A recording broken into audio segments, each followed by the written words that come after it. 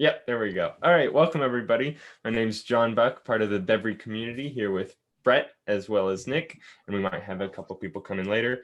We're here to discuss John Vervaeke's 49th lecture on Awakening from the Meaning Crisis, the penultimate lecture to the series. So that'll be interesting. I don't know, do we have any news from anybody? Things you want to share before we kind of get into it? I guess I'll say one thing. I helped Craig Reed stream just this last Wednesday. Yes, with Paul Vanderklay on his channel. Craig Reed's channel is TCR, and then Craig Reed mirrored that on his own channel. So that was kind of cool. It was a very good conversation. I'm sure a lot of the audience here might appreciate that as well. But that's at least something kind of cool that people can check out if they want to. Yeah, that was a good chat. I watched that live. Yeah, that was really good. Yeah. Brett, you're sort of on the side there. Oh, on my side? Wait, hold on. Let me see if sorry, I'm on my iPhone right now for a few minutes until my phone starts rebooting. Let me see if your computer. Yeah. Hold on. I think there's a way that you can rotate it in Zoom, because I know is that go. Let me see. Is that working? No, now your video is not there. Oh, now I'm gone. All right. Hold on. Why am I gone? Like if you go to video settings, you can do. Hold on. What is it? There. I should be okay now. There we go. Yeah. Yeah. Wait, no, you're still on the side. Brett, what's going on? I'll just have to hold my phone. That's okay. I don't want to make people dizzy. No. It seemed like it was working. It's all right. It doesn't matter. All right. Okay, cool. All right, so we're going to be discussing lecture 49 on Awakening from the Meaning Crisis, kind of centered around what is the second self. And he's sort of talked about that prior, sort of referring to the self that we transform into. There's occasions where people will go through some sort of or very salient transformative experience, such that you can't quite say that the former self is quite the same as the latter self. The analogy he uses is yourself as a 3-year-old and yourself as an adult male. Those are two completely different types of selves there, but there is still some sort of he refers to it as a non-logical identity shared between them. And so this lecture is him sort of going through what are the ways to sort of explain this non-logical identity between the two. That I don't know, I found quite fascinating. I think there's a couple points in which we'll be able to sort of dig in and to have some fruitful dialogue, I think. Yeah. I like that. It took me a while to get what he meant by the non-logical identity, but I think I get it now. That it's because one can't infer the other. So you can't infer your later self from your earlier self. But we wouldn't say that your later self is not. So when we say A equals A, the law of identity, you wouldn't, even though you can't infer. So normally A infers A, and A implies A, but you can't do that with yourself. But we wouldn't want to say that your later self is not the same as your former self. It's still you. So it's a non-logical connection rather than a logical connection. So that still lets us talk about identity. It still seems weird to me that's non-logical. It's almost like A is a derivative of A, you've got A and A prime. Well, he was going through some functional transformation that is deeply related, right? You're still using the same variable. It's just that it's gone through an alternate. Well, I think one sort of explanation, you could take these sort of Augustinian story where Saint Augustine was sort of this wretch of a man that was a womanizer and a drunkard and had all of these very much fruits of the flesh that he sought after. And then there's the his series of transformations that he went through, like in trying to kind of like, I guess, question. I don't know his exact sort of transformation, but at least there was some sort of spiritual change that occurred to the point that he like became, well, a saint to the Christian church. And like, I think there was even some sort of encounter that he had with a previous lover that he had, where she's like, Augustine, can't you recognize me? It's me. And then he responds, well, I know it's you, but I'm no longer me. Or no, the person to whom you knew is no longer the person that I am, or something sort of like that. And so there is Buddha this. Does the same to his wife. Oh yeah. So there's very much this change that occurs, but still some sort of continuity in some sense. And I think the reason it's non-logical is like within the logical structure that, or like maybe set of axioms and values that the former self was working off of, that is completely different from the like set of values and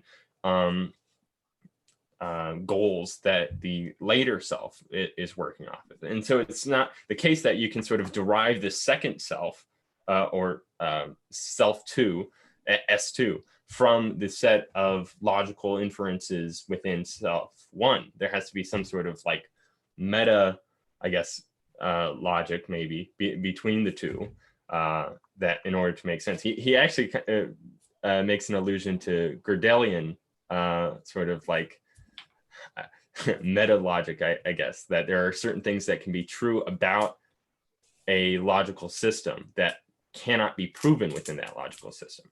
And so similar to that, I think like there are changes that can be made between a self or a system that causes it to become a different system, but it's not something that can be derived from the original system or even the later system, I don't think. You don't think that the earlier system can be derived from the later system either? Well, that's kind of the interesting black thing. Box of transformation happening. That's kind of the interesting thing is like the way that Vervaeke sort of connects the two is through the second self, that the actions which self 1 might perform can only be explained after the fact of having recognized that, oh, there is this transformation that I was going through, and this is the end result is what explains sorry, Brett, you're echoing everything. I've got to 1 second. Full loop. There we go. Okay, yeah, good. That's the interesting thing Vervaeke brings up is that the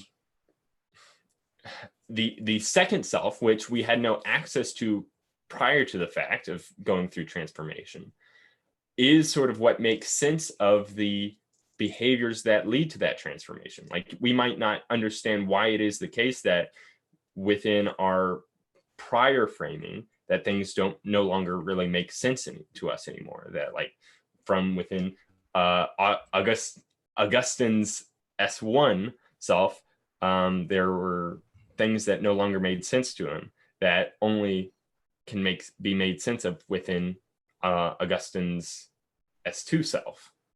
So do you think Vervaeke would describe the connection between them as rational but non-logical? Okay, so we're kind of like, I guess, hitting right into the title of the video, like what is the bridge between a prior self and its transformation, or that it results in? And Vervaeke, his answer to that is non-logical, but it's this narrative practice that one might go through in order to reach this kind of transformed state. And so I think that's what he means by non-logical, or at least that's kind of his response. There, he brings in some of these other sort of theories for what this non-logical shared identity is. And his is like, it's through the practice of this narrative story, we can sort of develop we can develop the self that we are now into the self that we soon to become. Yeah, again, it just seems bizarre to me because I don't know. I guess in my own head, it seems like logic is arising from those narratives, right? We have this rationalizing process connecting these states that seem from a logically oriented position disconnected. But it's also like through those transformations that we're able to make rules about how anything transforms at all. So sorry, are you trying to say redundant. That we should consider it A equals A, and even though we've changed, is that what you're getting at? It's more like A leads to A prime, and then it's going through some function. And I think actually, if you look at Vervaeke, he would have to agree with that, or else it would make the entirety of his project just absolutely masturbatory. So you're saying that there is this sort of like meta undergirding logic between S1 and S2, the different selves, yes, that makes sense of them. That well, and it has to be within some sort of rational thing. Vervaeke's frame as well, or else there's literally no point to what he's saying or telling people, right? There is no, if there is no function by which we can derive S2 from S1, then there's nothing to say, right? There's no practice. There's no, like, all the things he offers are predicated on the idea that there is some functional system that you can make that takes you from S1 to S2. Okay, well, so like S1, sorry, go ahead. Like, just as like some sort of example of like, in order to become the type of self that is a doctor, one has to undergo some sort of process of like medical school. Yes. And going through the medical school is what converts the non-doctor self into the doctor self. And while it may be the case that the practices one goes through won't be exactly rational or logical, but more of a I don't know, embodied sort of practice, like I don't know, you might learn some sort of mnemonic devices or things like that, or sure, or even gain some sort of like inbuilt muscle memory, different things like that as a doctor. Knowledge. And these are all sort of like practices that aren't exactly purely rational or logical. Or a lot of these things I'm sure are purely sort of non-rational, but still effective, like in an engineering sense. But you're kind of making the point that to even say that going through medical school, you will become a doctor is sort of a rational meta logic to the non-rational series of practices. Yeah. Is that kind of what you're getting at? Okay. Yeah. Well, and likewise, it's through the kind of lived experience of going through, well, this is a weird example, but going through the schooling and looking back, that gives you a sense that there are, I don't know what the right word is at this point, rational or logical. They're not synonyms, especially in Vervaeke. So, right. Something fundamentally connecting those two states, right? He brings up often the example of how you go about developing an appreciation for classical music. But then he gives you a bunch of functional things to do to become a person that appreciates classical music. You can't do that if there's no... Right. He might actually agree with you. Functional logic connecting the two states. Yeah, he might actually agree with you, because he sort of makes this distinction. While it is the case that our self one is temporally prior to self two, the, I guess, reasoning behind the actions of the S1 into becoming S2 only makes sense from within the S2 sort of framing. Like is that the modal logic that he brought up? I don't know what modal logic is, so I'm not sure if he was directly connecting it to logic, but just even the sort of connection of like the actions one might do. Like, okay, this will be somewhat personal, but like the fact of my going to an Orthodox church without my having any sort of like connection to Orthodoxy. What was this? Probably about like 7 months ago or so. I walked into a church that was a couple blocks from my house, and then I've been going to either that church or a different church ever since then. It is not something that really makes sense from within either my prior frame or probably even my current frame, actually. It would only sort of make sense from some sort of future self down the road, where I can sort of make sense of like, okay, the reason I was doing that was because I was going through some sort of existential crisis, or I was trying to find some sort of meaning or something like that, some sort of like reasoning to the actions and behaviors that I was going through. But isn't there some aspect of priors there? So I don't know, maybe you watched Peugeot and got curious, or right, you could have been picking up inspiration in minor forms that didn't consciously register, that were kind of like orienting you towards one way of dealing with a lack of meaning or whatever the perceived problem was. It's odd. Like he almost describes it as saying the journey doesn't make sense unless you get to the end. And that seems odd. I mean, we go on the journey because we want to undergo some change. We don't just retcon everything that we've done to make sense based on where we end up. It just was a very weird way of stating. I don't go to university to learn, to say it doesn't make sense until I have my degree. Now I get it. It's that I want to get a degree. I want to get that learning. And so I'm going to go do it. So that makes complete sense. I'm not sure what he... Well, okay, so maybe that's not the best of analogies, the one that I used earlier about the doctor, because that is how he framed it. Well, I think there's other types of transformational experiences that people can go through, to the point that even the value sets that they have change. Like, what is it? The example he used of like, I don't know whether I'll be a good parent or not.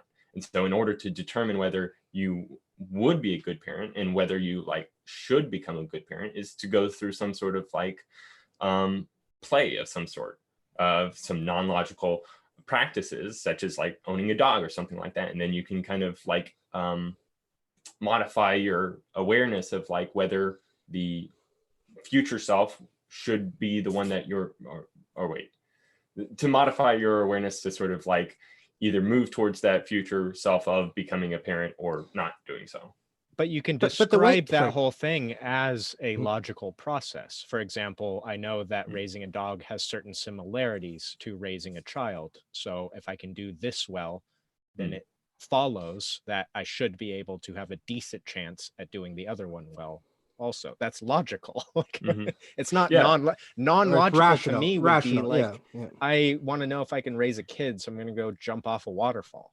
Yeah. Okay. So that's a fair point, that like, in order for there to be any sort of sense being made of like moving towards S2, there would have to be some sort of reason within S2 that's within S1. No, reason from S2 that's within S1 in order to sort of move us towards that. Yeah. You need some type of bridge. And that doesn't mean that the telos from S1's perspective is going to be reached, right? And to Brett's point, another way to play with that is right, if you went to medical school to become a doctor and then for some reason could not become a doctor after going to medical school, then the non-logic of the situation shows itself.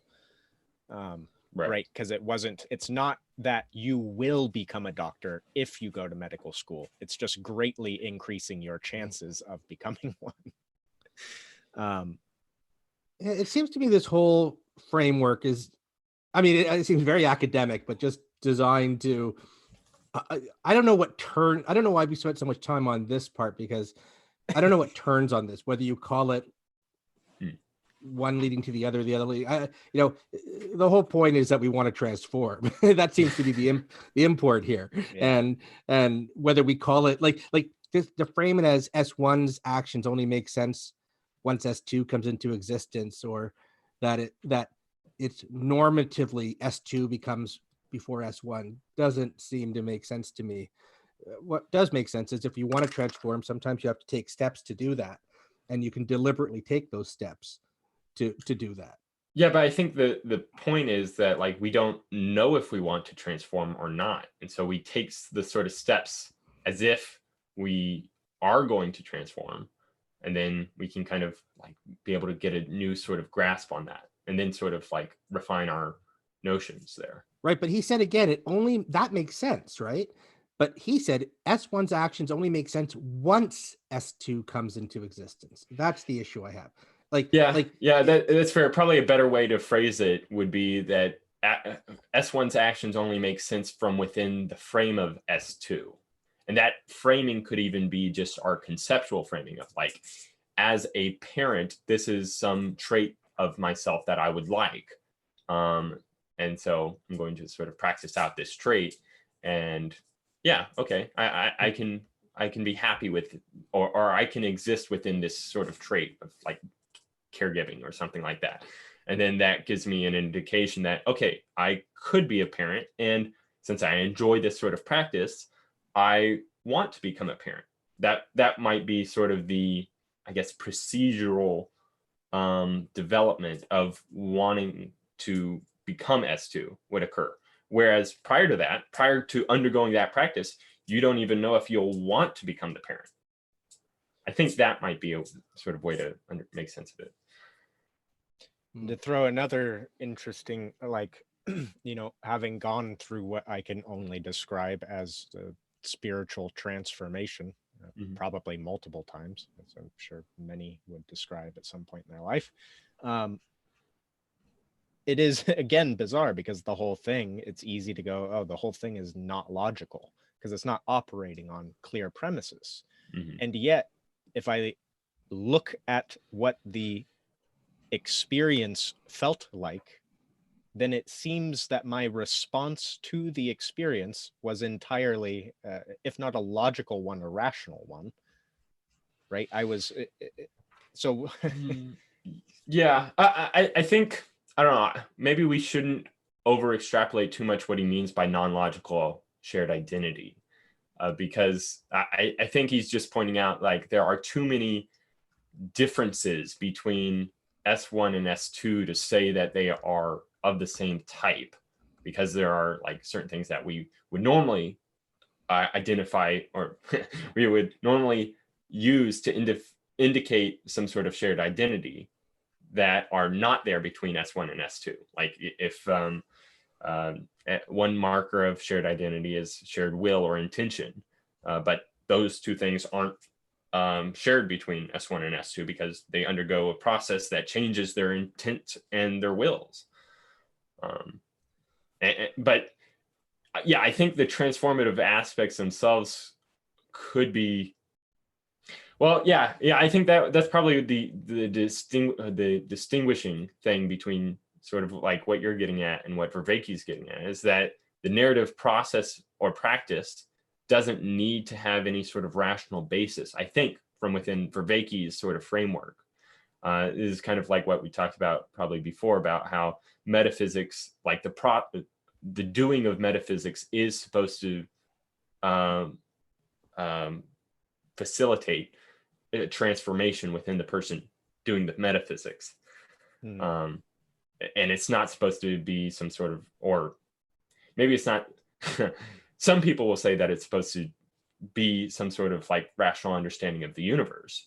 But given our limitations, I guess, because it seems like, yeah, if Vervaeke is not wanting to sort of do metaphysics, then it would have to be the case that these processes aren't really rational in a sense. They're just sort of transformative. And that's what we mean by this is like somebody doing good metaphysics. Well, hold on. I wonder if saying it's not rational. He's saying just the relation between S1 and S2 are not logical, as in pure logic. Right. We're talking about the practice, the transformative practice that one might go through in order to develop from S1 into S2, I think. Sorry, you were saying he's saying that's not rational. He's saying it has to be rational, or else there's a contradiction. So you have, if you don't consider that process of aspiration, he calls that aspiration, right? So the aspiring to go from S1 to S2. If that's not rational, and you're aspiring to become rational, say, or more rational, then you would reach a contradiction. So that aspiration must be rational. Well, I'm not talking about the motivations one might have from S1 towards going towards S2. I'm talking about the practices themselves, the transformative practices that don't have to correspond with a reality in order to facilitate that transformative change. Like he would admit that St. Paul had a transformative experience of seeing the risen Christ through a blinding light that caused him to completely overhaul his whole evaluation system into becoming a spokesman for Christianity. But being a non-theist, I would imagine that Vervaeke would say that that transformative process itself, while facilitating the transformation, wasn't rational in the sense that it connected to some sort of like objective reality or accurate. But I don't think he would call that process of St. Paul to be aspirational. It just happened. He had a sudden insight, right? Right. So, and that's what I'm talking about, the practices, yeah. not the I think the aspirational component was sort of like, I guess, like what S1 might have towards S2 is like, I aspire to be somebody that enjoys classical music. While at this point in time, I'm not somebody like that. I think for people like Paul, it wasn't the case that Paul aspired to be Christian, because from Paul's position of being sort of the lackey for the Romans, or this disciple of Galadriel. No, that's not it. Gamaliel. Yeah, I think Gamaliel, the Jewish rabbi. It's just certainly not the case that he had this aspiration to become a spokesman for the Christian people. So Paul had a transformative experience. I think Vervaeke would say it would be rational to put yourself in a position where you could have a transformative experience. So by engaging in psychotechnologies like meditation. Yeah. Like if you want to go through that sort of like transformative experience for yourself, you should put yourself into, what is it, serious play. And that's like, that would be rational to undergo these sorts of practices. But that's not to say that the practices themselves correspond with any sort of reality that we might get from it. Like it might be the case that by taking LSD or psilocybin or something like that, you can undergo a very serious form of play and transformation. But that doesn't mean that the insights you gain through that are directly connected to some sort of like external reality or accurate reading of what's going on. It's just really sort of what's the term? Yeah. It's like soothing or helpful to yourself in some way. Can we also briefly notice that in order for something to be not self-refuting, it has to be circular, and the inherent dangers of making a system that way? Like, do you have an example? Well, as rational, we must define the desire to become more rational as part of rationality. That's circular reasoning. So basically he traded non-self-refutation for circular reasoning, right? One could make the same argument about the ways religious systems justify themselves on circular reasoning so that they don't have to encounter self-refutation. Right? The Bible's true because God says it's true. Well, where does it say that God says the Bible's true? Well, in the Bible. Now, while I agree that I agree that to seek to become rational is rational, I was a little uncomfortable with him saying the reason we should consider it rational is because not considering it rational would lead to a contradiction. So I agree with you in that sense that you can't just it's sort of like begging the question there. Yeah, like you ought to be rational, because if you're not rational, then you're not being rational, and that's a contradiction, which is only something that you would care about. It would be a contradiction if we don't call it rational, so we better call it rational. Like I think it's rational because it makes sense. Because when you think about it, it makes a lot of sense to want to become rational. What was he referring to? It does in relation to some certain goal. You need to tell us in order to judge if becoming more rational is a rational thing to do. Well, right. Like, for example, if a tiger is bearing down on you, that would be a very poor time to work on your rationality skills. Yes. So you could say the aspiration to become rational at that point, it would be irrational. It would be irrational. I mean, you could still have a motive, like in order to be rational, given that point in time, you would have to put yourself into a situation where you're no longer under existential risk mode. And so like, that's why you have to run away from the tiger. And that's sort of the rational move to make.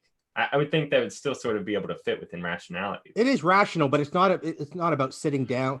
It's not about sitting down and figuring stuff out. If you take the time to sit, so that's more of a practical rationality. Yeah. Okay. It's like, the pursuit of preserving your life such that you let's sit and talk about what should we do when this tiger is right. Yeah. There's very different types of rationality there. Yeah. Well, it's more instinctual there. I mean, it's your instincts just pop in. It's a different brain circuit. I think it's not going to be the reasoning brain circuit. It's going to be the fight or flight circuits that come in, and you're just thinking run. You're not thinking, oh, there's a tiger. Tigers are coming.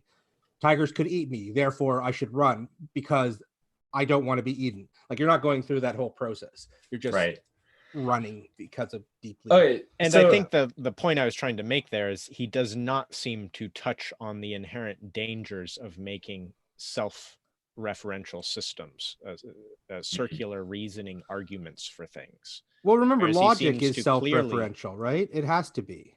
So it does make sense that they're talking about self-referential systems here. I mean, logic is one. It's tautological. I don't know if he's like trying to create this self-referential system, because at his underlying base, it's sort of non-logical, I think, right? Because if like relevancy realization is grounded just within a organism's fitness in terms of its environment, then that's not exactly like a rational undergirding. It's just sort of a instinctual undergirding.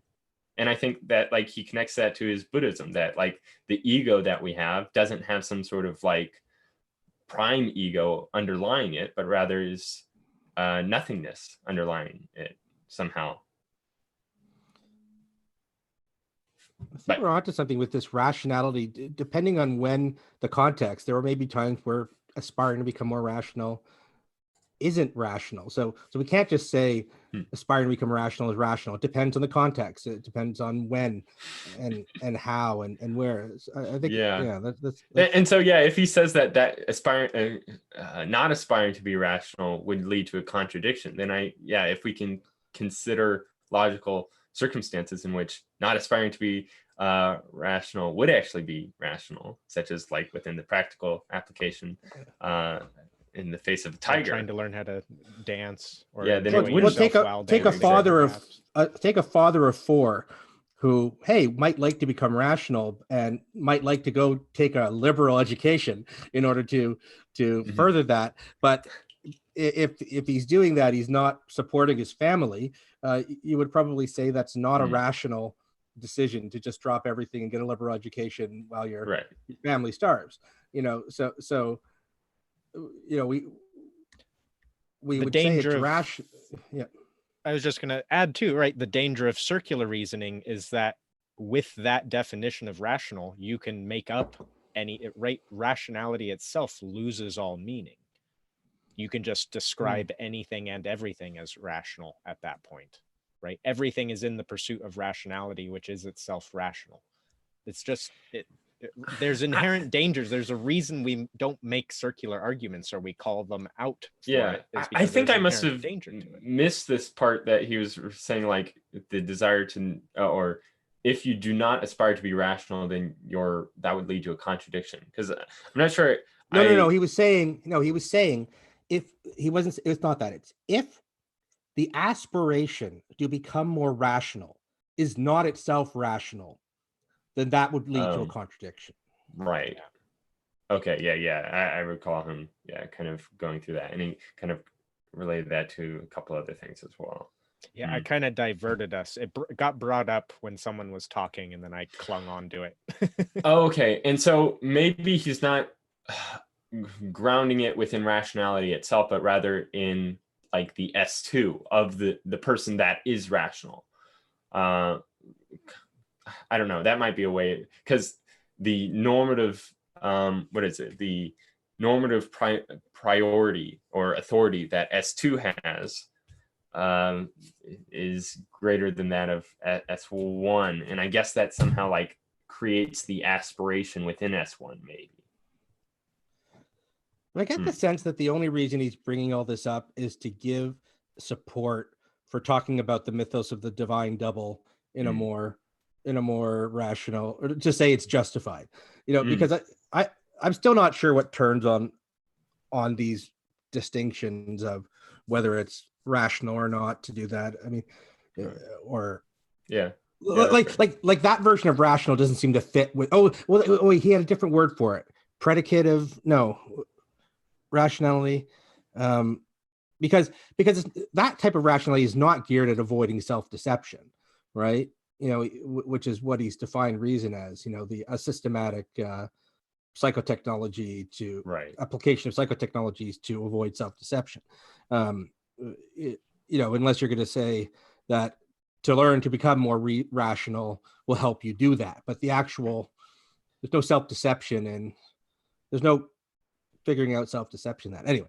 But I had sort of a question, since I titled the video "What Bridges a Former Self with Its Transformation," and it seems like his response to that is not going in the sort of way of the romanticists, that like we have this our transformed self within us, or both our former self and our transformed selves are expressions of the deeper underlying self. That and then there's also the empiricist sort of notion that there's no sort of shared identity between self 1 and S2. These are both sorts of ephemeral emergent experiences that occur, and there's no like continuity between these experiences of any sort. Those are sort of the two sort of options laid out, but his so Kellard and Vervaeke, the bridge between them is that of a non-logical identity, one in which we get to through a form of practice, the narrative practice hypothesis, by engaging in narrative. So the question I had is, given his earlier sort of dismissal of both teleology and narrative, how can we sort of any of this work? How can we square that with this fact of the matter that transformation requires narrative? I can only gather that he has not been as clear as he is meant to when he said the lines that I agree he said them that seem to suggest we should get away from narrative, because the entire rest of this, including what he said after including what you just said, is geared at narrative is still important. Even the symbol, like we're going to get to it, the symbol of the sacred second self, symbolism, he would say, is inherently narrative. So he's not getting rid of narrative. He just wants to, I can only interpret it as he wants to get rid of dogmatic literal narrative. That's what he wants to get rid of. I think that's kind of the thing, is like he wants to make it clear that the narratives that we might have don't correspond or even have to correspond with reality as it actually is, in order for these narratives to serve a very useful function for us. Yeah. And that it's dangerous to treat them as literal. Right, because you're going to, similar to Brett Weinstein's criticism of religion, despite recognizing its utility, that by holding yourself to a particular psychotechnology or system of psychotechnologies that were predicated upon a certain period of time, you're going to like inhibit yourself to kind of like be restrained within that period of time, to the point that it could even be the case that you'll enter into a time and a context in which these previous psychotechnologies no longer make sense or can make sense of your surroundings. Like if it's the case that within the Bible, the sort of ancient cosmology is holding as part of the narrative, that like you live on this sort of flat earth with a domed sort of snow globe sort of thing with like windows in the heavens in which rain can fall through, then that's a component to a narrative that won't be able to correspond with the situation that we all find ourselves within modernity, and the is it Kepler's model of, or I don't know, there's probably a more refined Copernicus.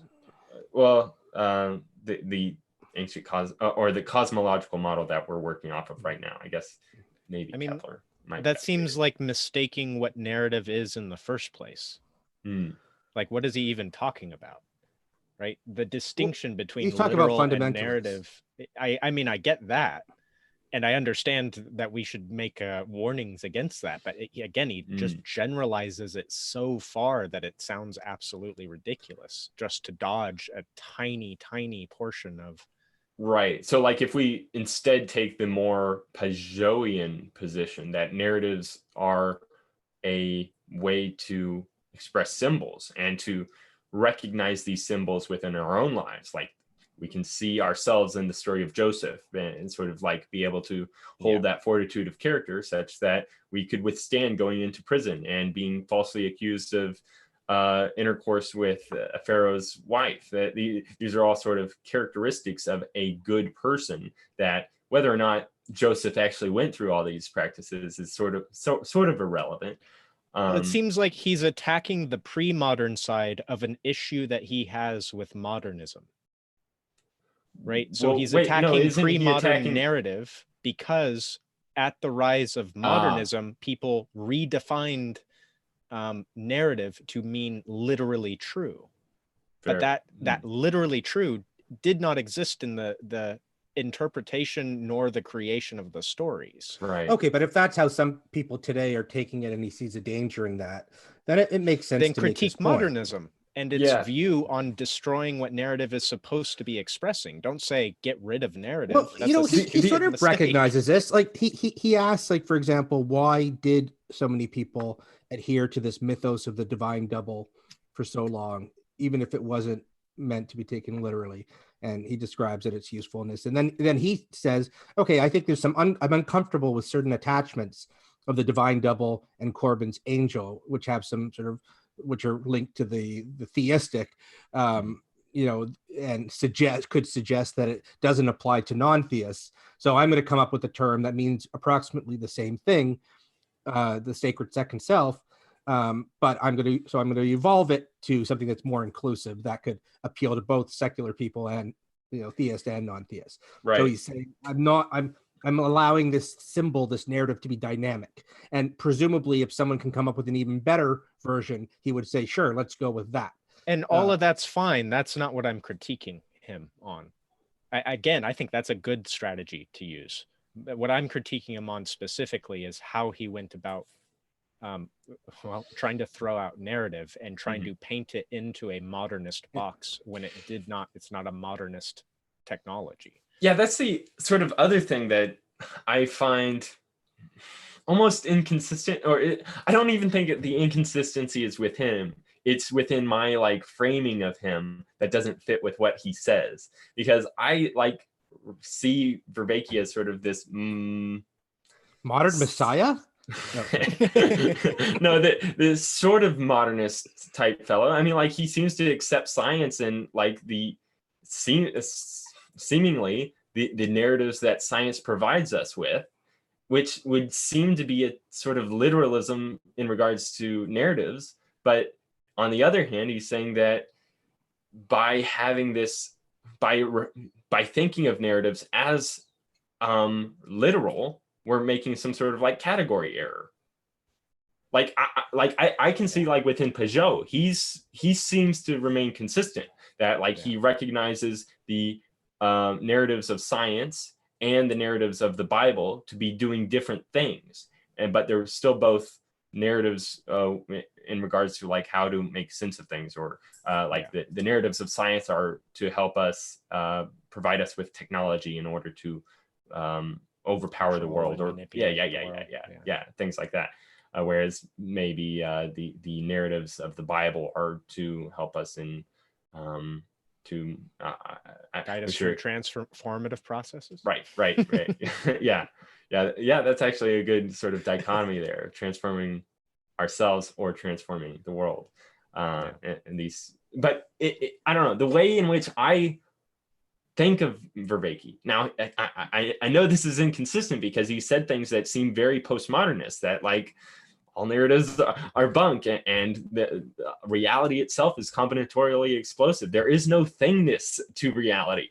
These are all things that seem like fully anti-narrative in sort of the postmodernist sense, but he's still like very much beholden to science. It seems like, at least in some sense. Like I listen to other postmodernists and they seem very much skeptical of science and the sort of tales that science seems to be indicating or telling us about science. But I don't see that same skepticism from him. So it's hard for me to views it as a functional mistake. So, right, it's for example, like science kind of lines up, or the process of science, I should say, kind of lines up with his like unfolding. And to make sense of what science says about the world, we form it into a narrative. The problem is that written into that narrative is that the narrative is always wrong, right? Whatever science we are using in the moment is not actually the world.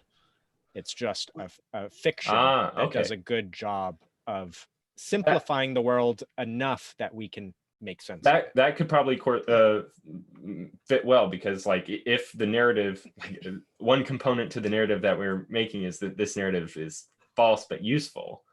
And from that, and it also brings in the participatory and the perspectival types of knowledge as well. Whereas I think just stating facts bluntly can be more just propositional, but narrative and symbolism in particular lets you bring in the participatory aspects of it in a way that at least must be much harder to do without it.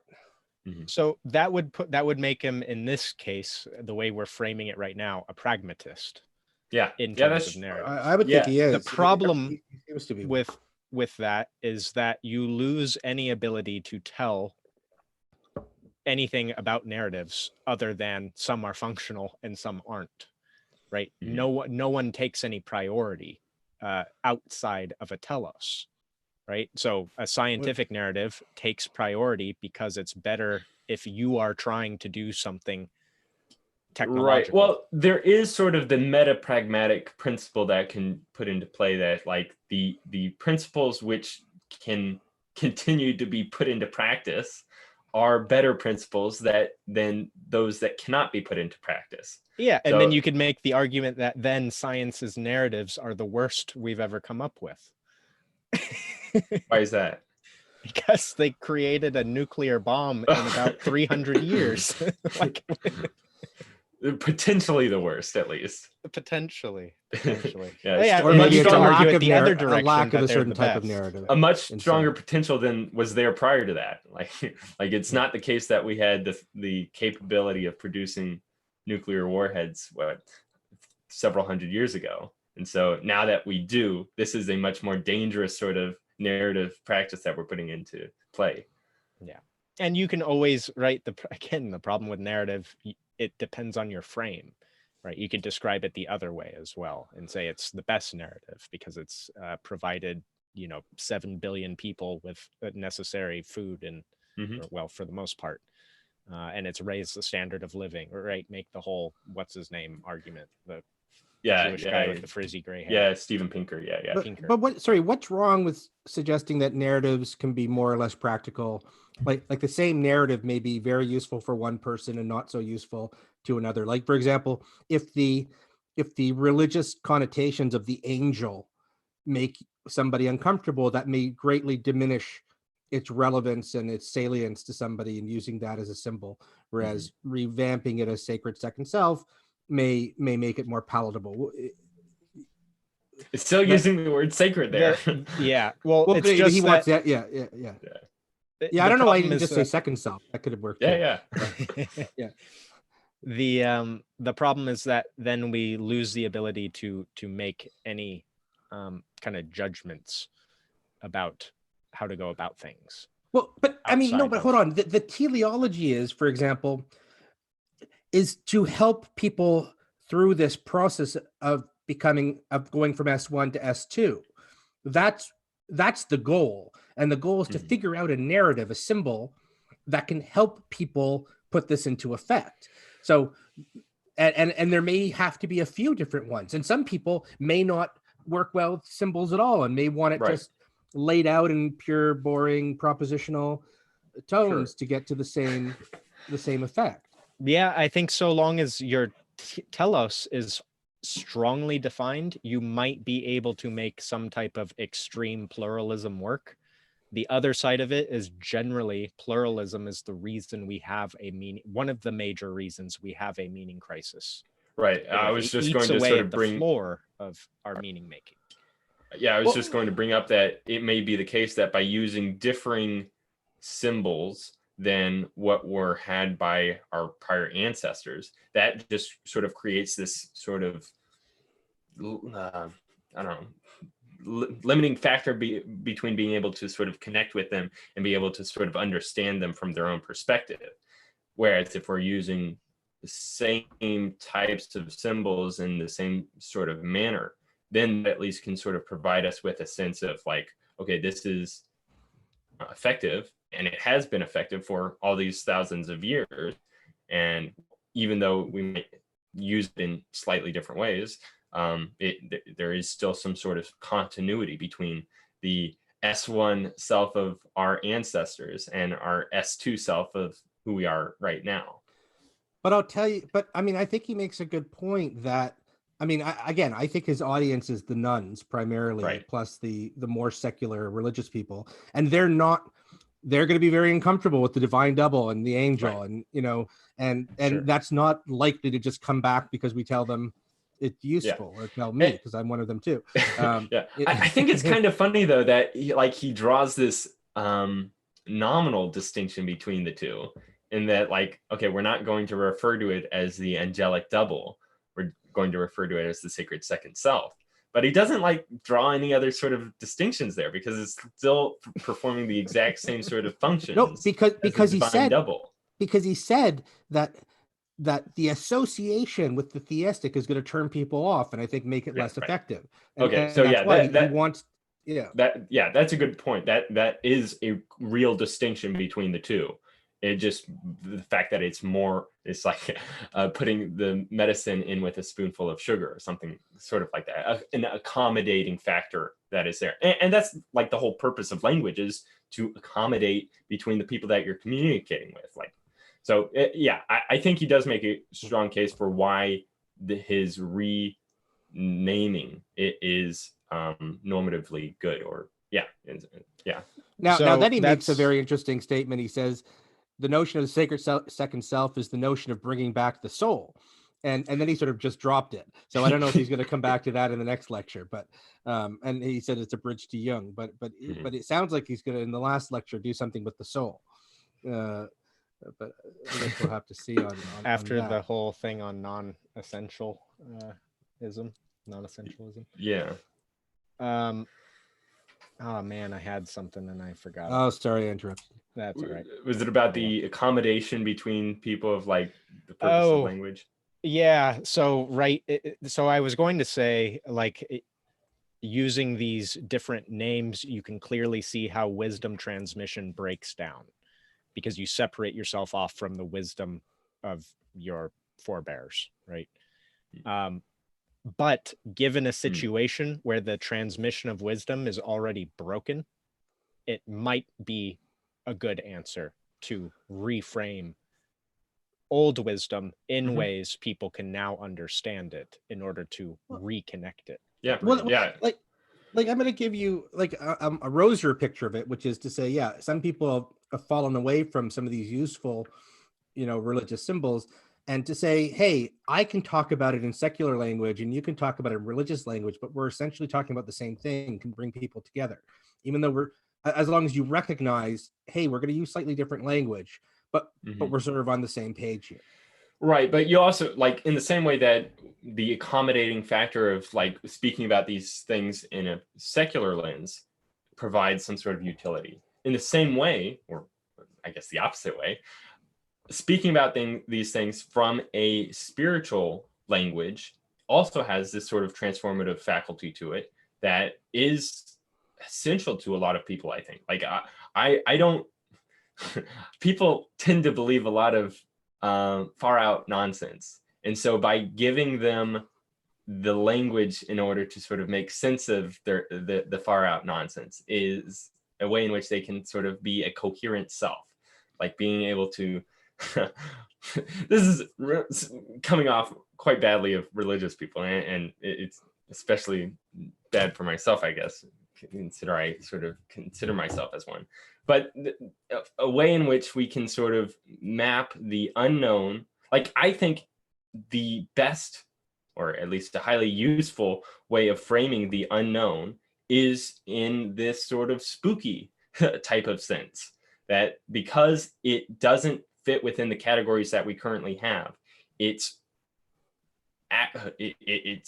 good, or it's correspondent to speak of it in this sort of like fuzzy language of things that seem contradictory in sort of senses. Like we have the term UFO, and UFO just means unidentified flying object. And so anything that we see up in the sky that we don't know what it is, and it doesn't match with any of our prior categories, like this is something completely different from how we normally see things interact in the sky. The term UFO is a applicable and accurate label to apply to these sorts of things. And I think in sort of the same way, the spiritual language that we give to certain unknown phenomenon is applicable as well. What the way you just described the unknown and like the mystery of it is pretty close, I think, to how Vervaeke defined sacredness. So well, those are two different things. The sacred is the source. So sacredness is sort of the transformation we experience. I can't remember which contact with the sacred. It's just the noun and the verb, I guess. But the sacred, but he relates the sacred to this veil from the known to the unknown and the mystery. So it makes sense that he would call this the sacred second self, because I think it sort of reflects what you were just describing. Yeah. I'm here, Craig, by the way. Yeah. Hey, thanks for joining us. Hey, how you doing? Good. Yeah, we just had a snack and ready to roll. I can only stay for a little bit, like 45 minutes or so. Yeah, I made sure to plug. You two? Huh? No. Nick's here as well. He's just off camera. I can't see him. Okay. Hi, Nick. We had we interviewed Paul Vanderklay, Nick. We brought you up briefly at the beginning. Yeah, I just saw that today. Actually, I gave it a watch. That was a good talk. Yeah, that was great. I noticed John Vervaeke actually commented on the video too, and I sort of like was trying to recall, like, okay, what were the types of things I said about Vervaeke in there, because I kind of feel bad because I don't know. Commented on we should talk about yours.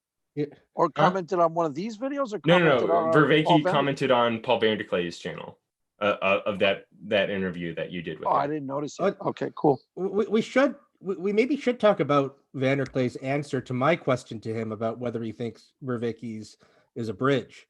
That might be and he said, I'm not sure. I have to listen to it again. Like I wasn't quite following him. I didn't know if he quite understood what the subtlety. He seems to. Are you talking about Vanderklay's take on Vervaeke? Yeah, no. You were away at the time, so I don't think you heard this bit. But John passed a question on to him where I had asked, does he think Vervaeke is a bridge between theists and non-theists, and that the religion that's no religion could also be a bridge between theists and non-theists?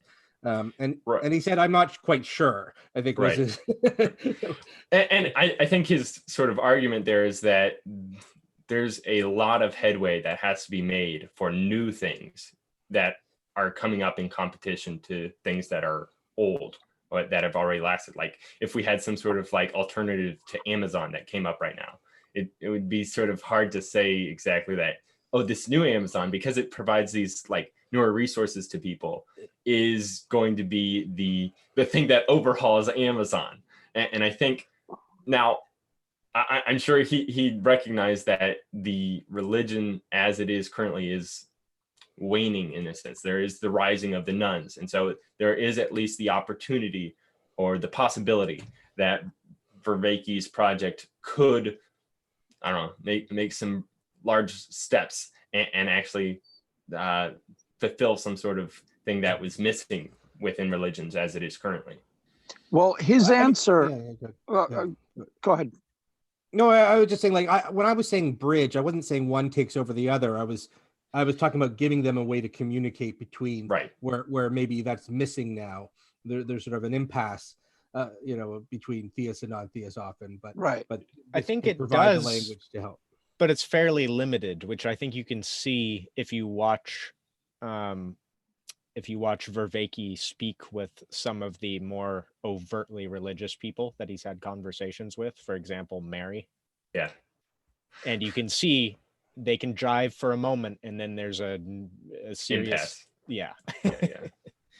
Well, one of the things that's unique about Paul van der Klee, and he doesn't recognize it as unique, but a lot of people would, is he's one of the few.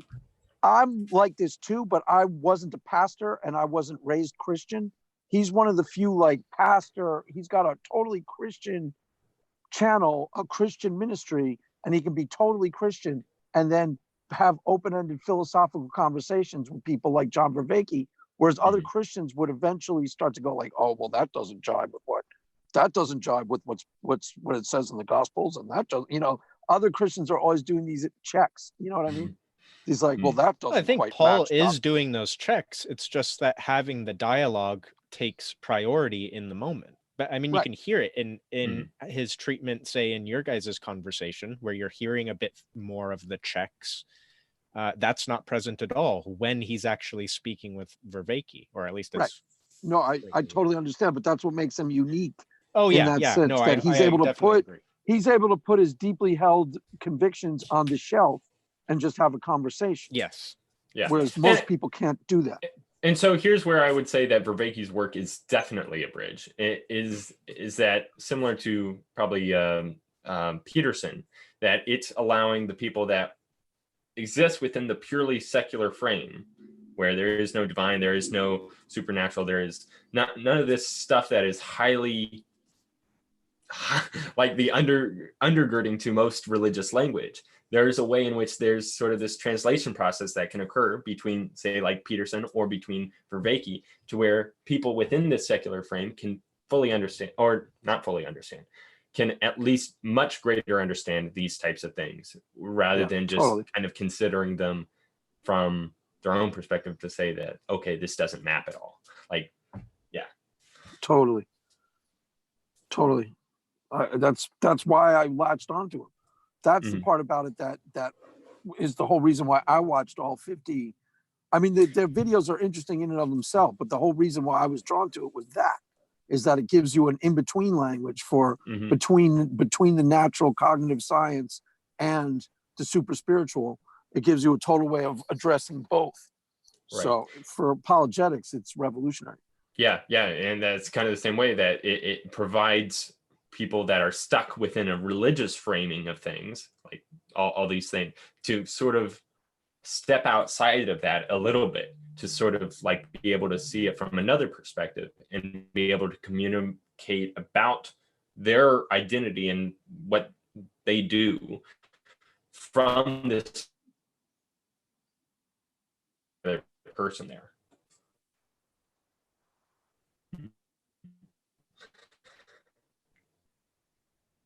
So do we want to talk more about the divine double, or do we want to go into the divine double, or have we? Yeah. Like, sorry, you're just you want to bring up some of the. Okay, that's me then. Yeah. You can go ahead with something you want to bring forward. It's all right. I guess for the audience, I could just describe what he's talking about with the divine double, then we can go into it. So he's, I guess the mythos of the divine double is that our divine double pre-exists us fully formed, and that it draws us out, he says, teleologically until we become, I wrote S1, but I think until we become S2. So it's sort of that the this is an old idea that's been around for a long time, he takes issue with the teleological explanation of it, that this leads to problems. And what he says is, what he wants to say is that S1 has the causal power, so the initial self, but S2 has the normative authority. When I'm in S1 and I'm aspiring to be more rational, how do I relate to S2, which doesn't exist but has authority over me?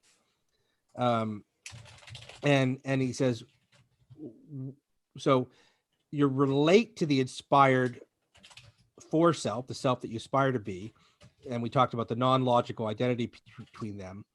The self I'm aspiring to not logically, the self I'm aspiring to be is not logically accessible to me. I can't infer my way to it.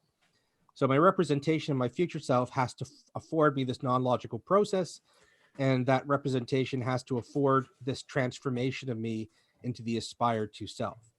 So this is a symbol that he says will, I guess, both pull you in and withdraw you out into this, to allow you to internalize the symbolic self. And we transcend ourselves by internalizing how other people's perspectives are being directed on us. So he talks about the Stoic trying to internalize Socrates.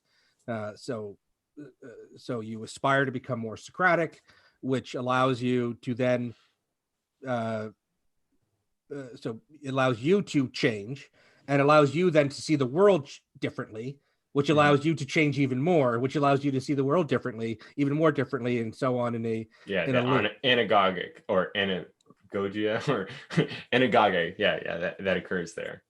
Right. So all of this is, so it's something that's not, it's not something that's passively happening to you, and it's not something that you're actively doing in a way. It's sort of both. So it's something that transcends receiving and making. He calls it participating.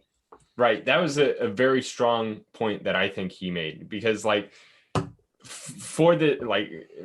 order to sort of like make sense of some of how he's talking about these things is by sort of framing it through this sort of teleological end. Like there's almost like this giant magnet, which is the S2 self.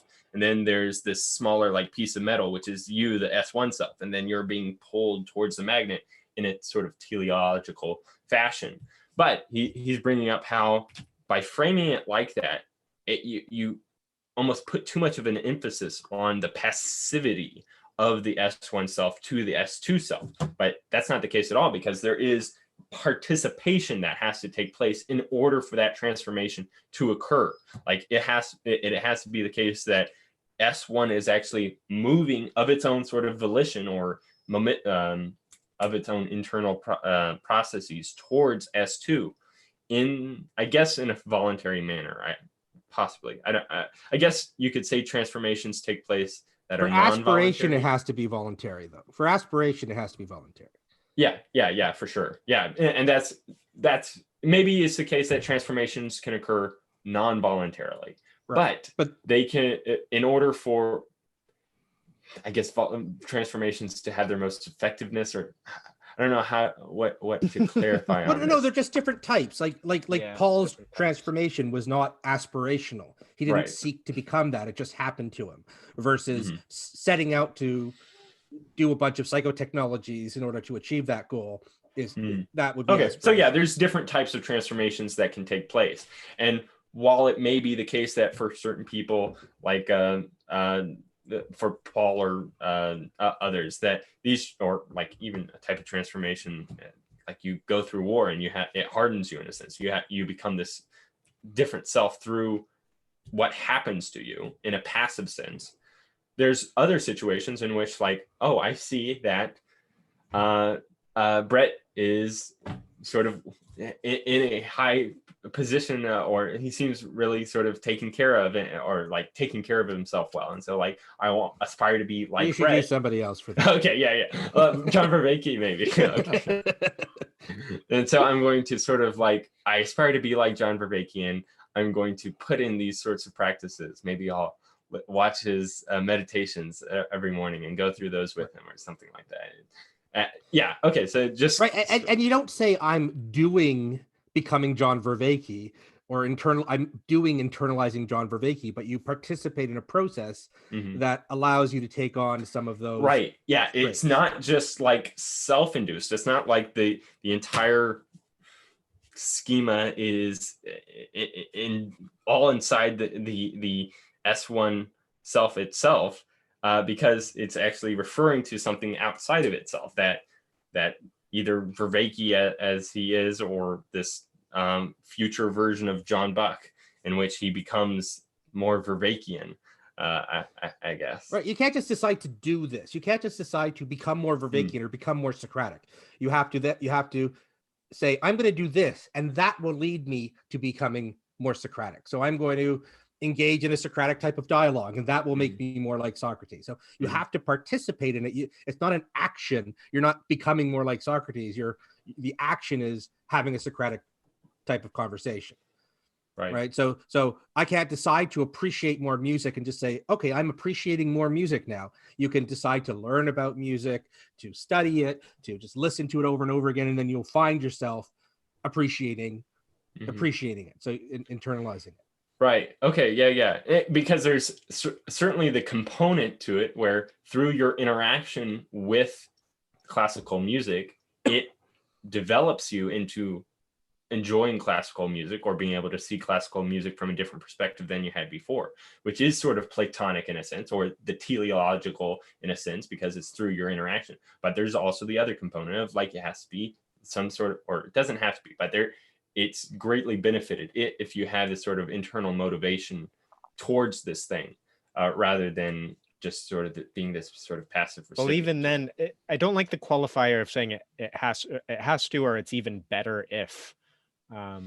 Just because, right, some of the most profound transformations have nothing to do with our desire, right? It could be you're walking in a mall one day and just the right piece of classical music comes on in the right situation, and it totally alters how you listen to it, right?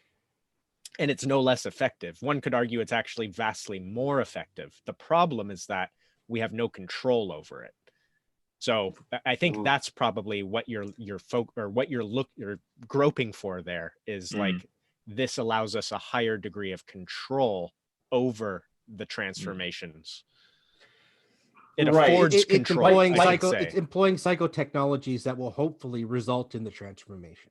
It might be the case that like that first experience or passive response to classical music is sort of that starting spark in which you have to participate in order to sort of like develop that spark further. You have to add more to that fire. Yeah. But again, even that can be considered in some sense passive, because it's that initial experience has reshaped your taste such that you automatically start searching for it. It's not necessarily willful or even aspirational. Right. So like you could say that right. I'm not trying to like classical music more because I find myself listening to it more. It's that it's reversed. Yeah. So like there's a way in which you could say it, like what I don't remember that parasite that lives within ants, where it's like some sort of fungal spore or something that through the ants' interaction with this spore, it like ingrains into them to the point that they are motivated to crawl up to this high place and then release more spores to infect more ants, something like that. That could all be done through this sort of mimetic possession. Passive sense. Yeah, exactly. Rather than this sort of internal component.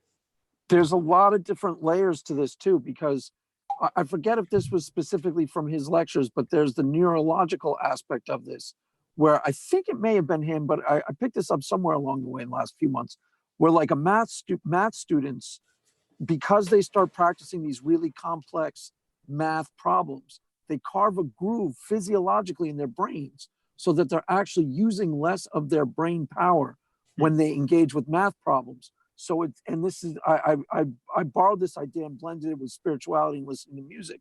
It's like when you listen to really complicated classical music, it actually helps develop your ability to process and listen to really complicated classical music, both in a physiological and I guess a spiritual way, like it's physiological. You actually develop parts of your brain that turn on in response. So I forget if that came from him. Did that come from him?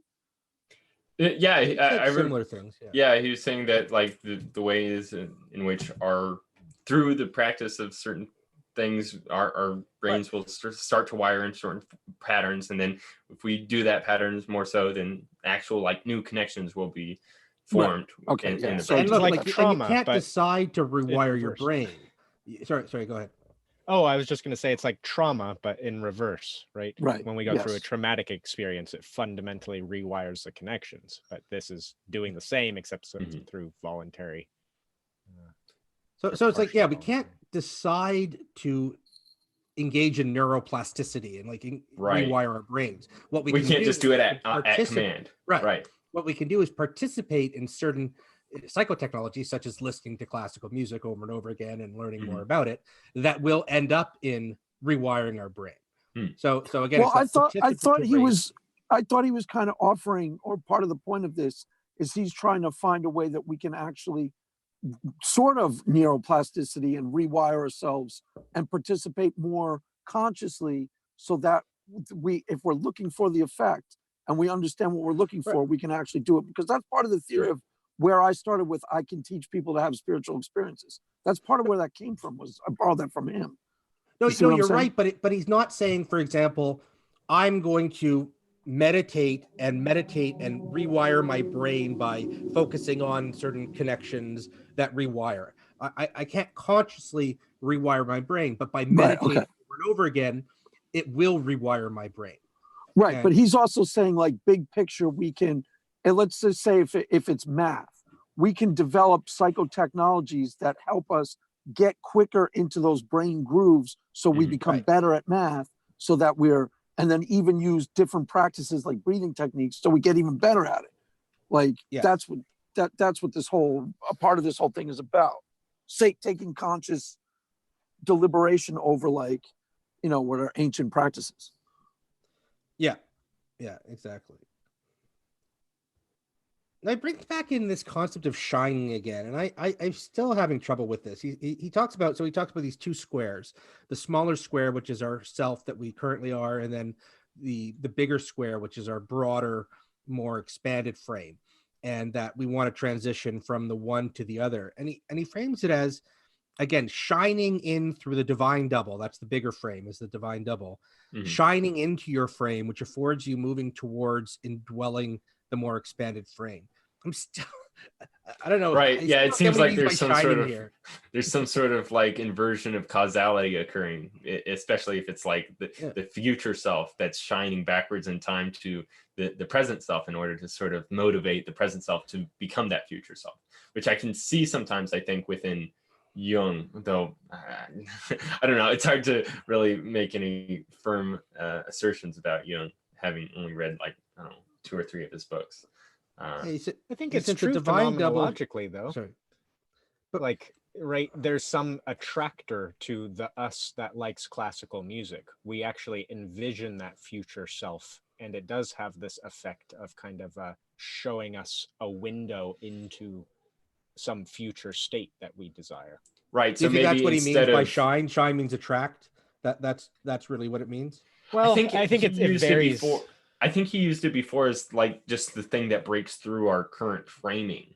So, so it pierces our current frame. Yeah.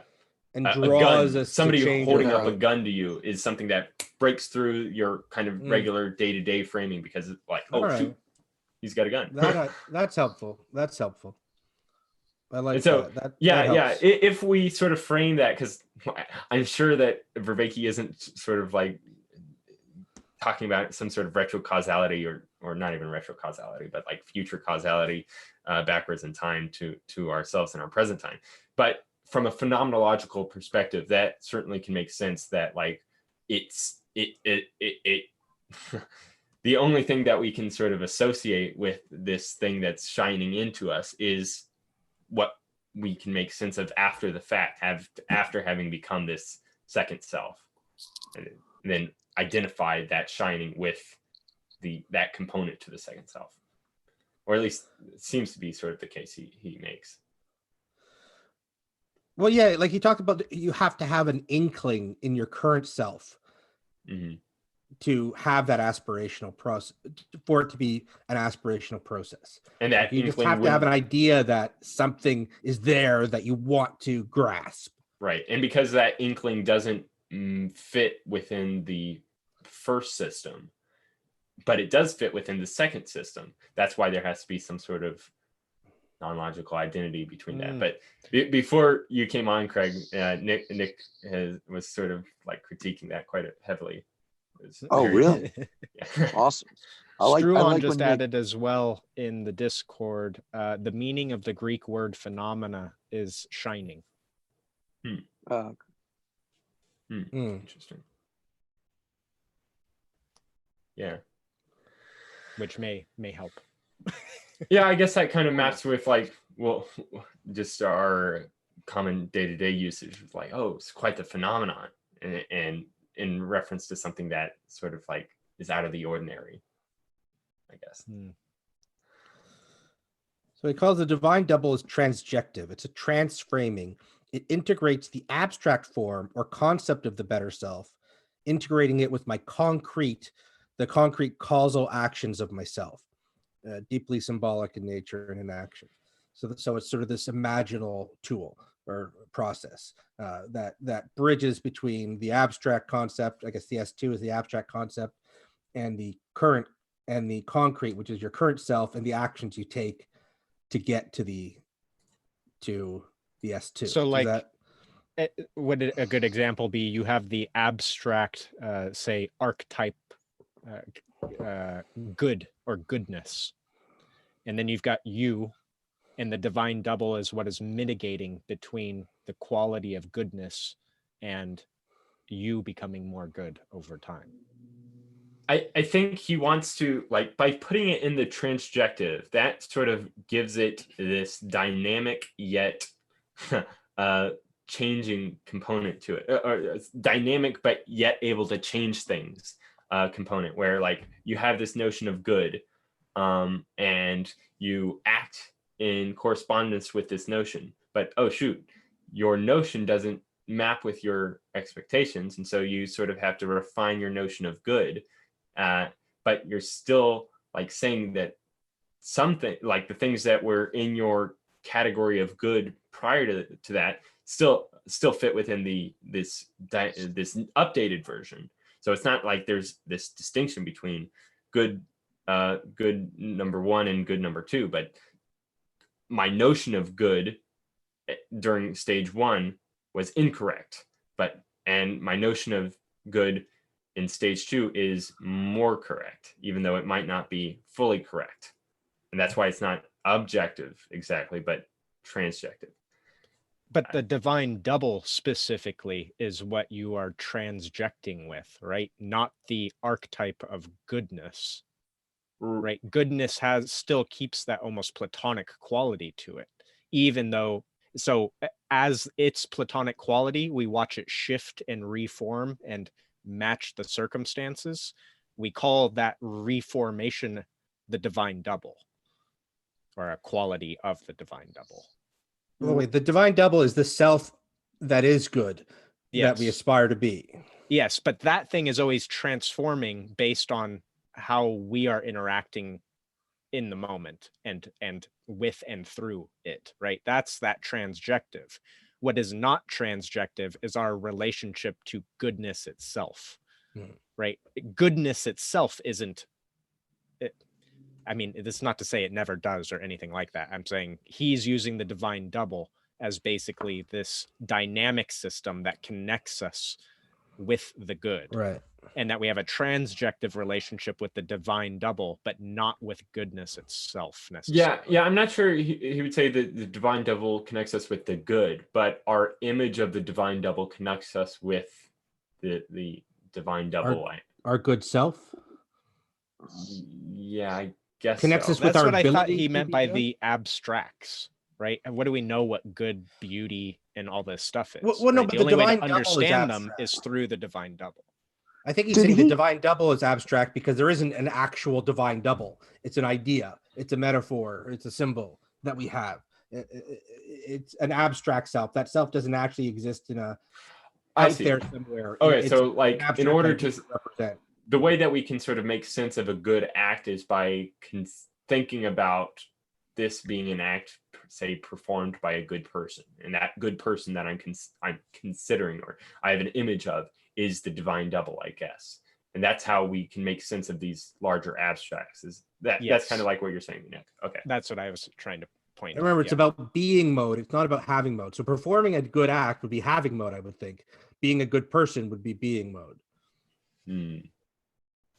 Yeah, that's fair. That's why, like, still retaining that sort of personal aspect of like being something that exists in the world, like as an organism, as a creature, as a person, as a human being, still mapping our categories within that sort of framing, rather than this sort of like Gnostic external framing of like these abstract categories that can exist outside of any of that. If you ask a Christian what is goodness, they say Christ, right? They give you the embodied divine double to understand it, because otherwise it has no meaning that we can do, like, even comprehend, really. Right. And that's exactly like what Jung states at some point, that the image of Christ is a symbol for the capital S self, which is the divine double within Jungian metaphysics, I guess. Yeah. Yeah, go ahead, Craig. Did when he was talking about Platonism, does he believe in the Platonic ideal of like there's an idealized, related to this, that there's an idealized form of the good that actually exists somewhere? Probably not. I don't. But he seems to make use of it as a pragmatic fiction. Well, I found his sort of connection, like, let me quote him exactly. The archetypes within like Jungian psychology, which structure our psyche, are very much psychological versions of the Platonic forms. Like, there's these, but strictly, so he's saying strictly psychological. Yeah. There's no tangible metaphysical Jungian, reality to it. Right. That's within Jungian psychology, but he criticized it somewhat a bit. But rather than saying that the archetypes or the Platonic forms of like being a good person exist ontologically out there in the external world objectively, he seems to locate it transjectively, which seems to be sort of a way in which it can retain sort of this dynamic and shifting proper or component to it without having to be locked into it. Like you can have the problems of like, okay, if it's entirely subjectively based, then there is no the subjectively based. Right. Transjective is his way of matching objective and subjective. It's meeting together in what he's calling transjective, right? That's how I always thought he meant that. Yeah. So that it's kind of both. Yeah. The interrelated dynamic between the two. Right. I don't know if it's kind of both, but rather this like system in between the subjective and the objective. So like if you wear glasses, then your glasses are in a sense transjective between the objective world and your experience, your subjective experience, because they frame your experience that you have. And they exist in the objective world to a sense, but they don't exist. It's not like the world that you see through your glasses is like exactly as the world actually is, but the fact that you're wearing glasses is what allows you to see the world at all. Right. You can move it even closer and say the eyeball itself. Right. Yeah. And I think that seems to be sort of like how he's grounding it, is like as physical organisms and living beings. And I don't know, this might be me putting too much pragmatism onto him, but it seems like he's very much in line with at least William James in regards to psychology. And so I think this would at least be a close approximation, that these psychotechnologies are embodied physically within us as living organisms. And then these get selected for or selected against through the application of them in reality, in objective reality. Earlier, he defined transjective as between two worlds, the world you're in, the framing you're in, and the world you're aspiring to. And in this lecture, he talks about transjective as mediating between the subjective and the objective. So, but I think of it as this two-way street of this back and forth between the two. It's not just a one-way relationship. It's a two-way relationship. Yeah. So in other words, there's the thing in itself, and there's your perception of the thing in itself, which is entirely subjective.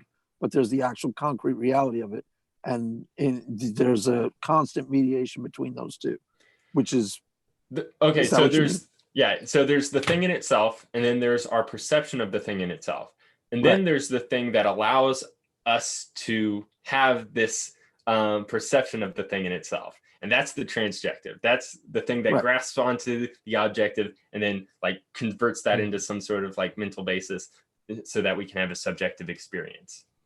Right. And he brings in this criticism of Jung later on, that like Jung is kind of too much of a Kantian, I guess, that like all of the archetypes exist within the subjective, like the entirety of the unconscious. So like you have this image of the devil or some sort of similar archetype within your unconscious, within you as a human being. And you have some sort of image of the divine self, the capital S self within you. And these are going to be mapped in different ways. So like if you're Hindu, this might be symbolized through Vishnu. If you, and if you're Christian, it'll be symbolized through Christ, so on and so forth. But Vervaeke isn't, I guess, that doesn't have to hold to that exactly, because these things can exist transjectively. That it might be the case that not everyone has this sort of underlying unconscious that has all of these different archetypes, because there might be some people that were born into situations in which they never experienced these types of archetypes, but they can discover them in a sense through interactions with different things. Like it may be the case that nobody has a conception or an image or a symbol of somebody evil because they've never interacted with anybody that did anything wrong to them, up until a point where they do interact with them, and then they can start to discover, oh, people aren't as good as I thought they were, and so I have to sort of create this new image of like, what does it mean for somebody to be evil? Well, his criticism would be that he doesn't ascribe any actual agency to the archetypes of the collective unconscious. That would be another thing too. Jung absolutely did, and he said that they were primal, which means, you find a different way to express it, like Vishnu versus Satan or whatever, but there's a core primal identity to these archetypes that exist in all cultures and all people, and they were the so there was that's a good point. So like Jung's sort of interpretation of Paul's experience in Damascus would be the image of the divine self actually knocked him off his horse. Exactly. Through some sort of like agential process within the brain of Paul, of course, but doing so of its sort of own volition, because like each of these entities sort of like have a mind. He was definitely a theist, and he definitely ascribed agency to these. They weren't just inner mental processes, which Vervaeke would probably think that they're totally inner mental processes. Jung would say they are grounded, I guess. They're grounded within the internal mental processes, but it's not like, but they do have some sort of their own agency. And I don't know, it seems like with certain things of Jung, there is transjective to me, rather than, because wasn't Vervaeke's criticism that he located it purely in the subjective? Right, but he locates it within the, I guess, broader collective unconscious rather than just the particular individual unconscious. So but it seems like you would need to make that step in order for it to be actually transjective. It seems like Vervaeke is taking it too subjectively. Well, that's probably a valid criticism. If you don't ascribe any actual agency and think there's any sort of metaphysical reality to it, then it's entirely internal, and it is entirely subjective. So therefore, it can't be a primal identity of the collective unconscious. It also made me think, I wonder what Vervaeke considers the ontological status of something that's transjective to be. Is Interesting it real question. Or not? Like what is probably not real? Well, I've always wondered, like he uses a lot of these languages, and I've always wondered, like, aren't these all just metaphors, for these processes, these brain processes that are going on? That it seems to be like that it's just a way of our framing it to understand it. So these are almost symbols to help us.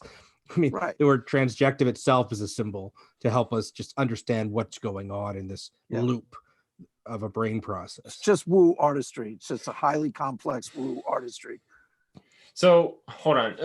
I think, like, from a Jungian perspective, if there were no creatures with mental capacity, there would be no archetypes of the unconscious there. So that those are weird. Those type of weird way of thinking of these things wasn't around in his time. So I don't even think he would have gone there.